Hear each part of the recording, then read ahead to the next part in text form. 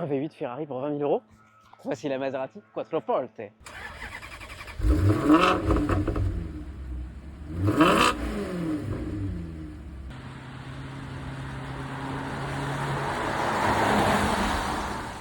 Litres V8 de 400 chevaux. Milieu des années 2000, Maserati lance la Quattroporte.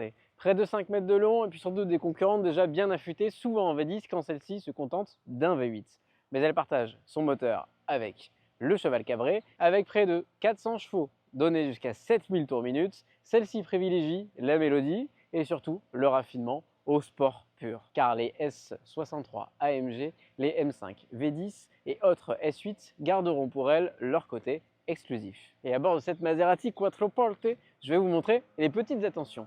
On a ce petit bouton qui vous permet de changer la position de votre siège, que ce soit pour avancer, mais également pour incliner l'assise. Pour avoir la condition parfaite, ici, on a un petit bouton secret.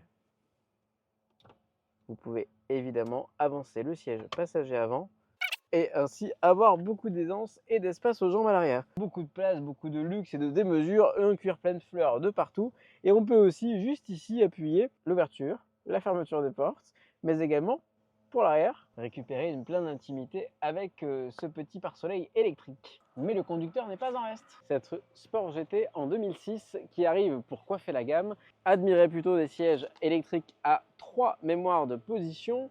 Et puis vraiment, ce sont des fauteuils très complets, on est hyper bien installé. Bon, la série est un chouïa dur quand même, il faut l'avouer. Donc vous avez également une colonne de direction réglable électriquement.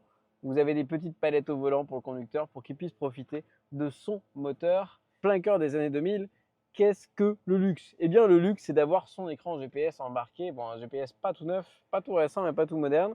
Sa petite boussole, sa montre en plein centre de la console centrale. Et puis l'élément le plus gadget de l'époque, le téléphone. J'arrive.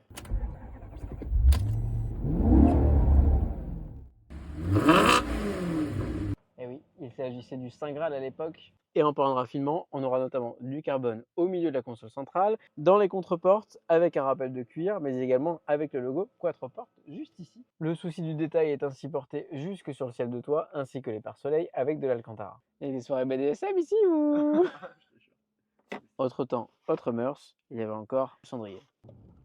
Bon alors pour 20 000 euros, t'achètes ou pas?